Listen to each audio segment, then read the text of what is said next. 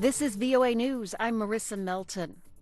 U.S. President Donald Trump and his national security advisor are publicly at odds about the seriousness of the threat currently posed by North Korea. VOA's Steve Herman is traveling with the president. He has more from Tokyo.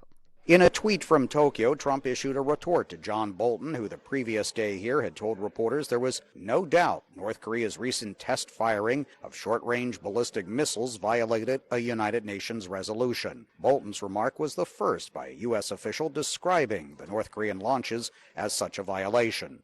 Trump, however, says while some of his people are disturbed that Pyongyang fired off some small weapons, he is not. The U.S. president is in Japan for a 4-day state visit filled with ceremonial events. Although he'll discuss trade with Prime Minister Abe, no significant breakthrough towards reaching a new economic agreement is expected. Steve Herman, VOA News, traveling with the president in Tokyo. Members of Congress are still discussing whether to move forward with an attempt to impeach President Trump.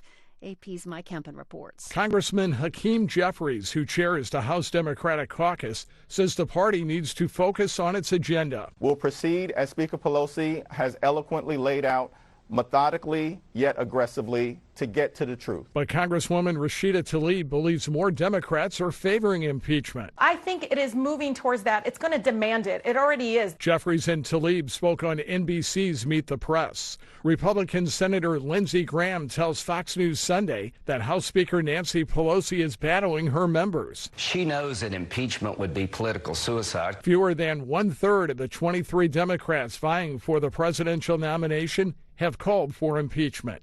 Mike Hempen, Washington. And for more on this and other stories, go to voanews.com. This is VOA News. Voters in 21 European nations went to the polls Sunday for the final day of elections for the European Union Parliament. The vote pits populist candidates against those calling for tighter cohesion in the European Union. 426 million people were eligible to vote in the 4-day election that will select members in the European legislature that comprises more than 750 seats. In this election, right-wing nationalists are hoping to elect candidates that reshape EU policies to slash the number of immigrants seeking to move into the EU.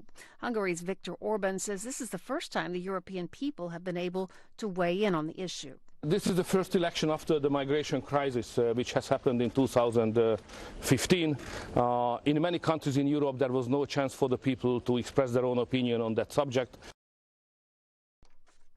President Trump has tweeted that the hundreds of thousands of Rolling Thunder motorcycle riders will be back next year to participate in Washington's Memorial Day observance, even though organizers said this Sunday would be the last such ride.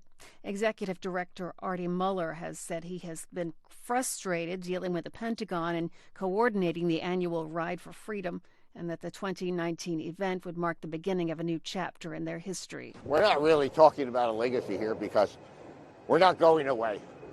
We're just spreading out, and we hope to get stronger. That's what our idea is on this.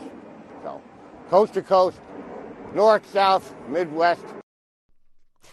Mueller had no immediate response to Trump's tweet. For many people, the group's decades-long presence with the roar of motorcycle engines has become synonymous with Memorial Day activities in Washington.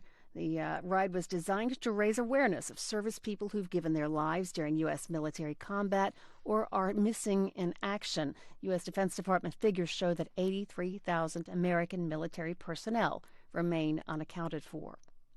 Germany's anti-Semitism Commissioner Felix Klein has warned German Jews that it may be dangerous for men to wear the traditional skull caps known as a kippah in certain parts of the country. Anti-Semitic attacks in Germany have been on the rise, a development Klein blames largely on the far right. He also said Sunday that another contributing factor may be the arrival of a number of Muslim asylum seekers in Germany who could be influenced by television stations transmitting what he called a dreadful image of Israel and Jews. Pakistan's prime minister has spoken to his Indian counterpart, Narendra Modi, to congratulate him and his party on winning a second term.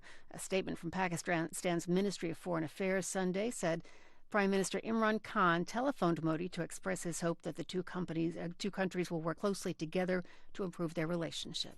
Marissa Melton, VOA News.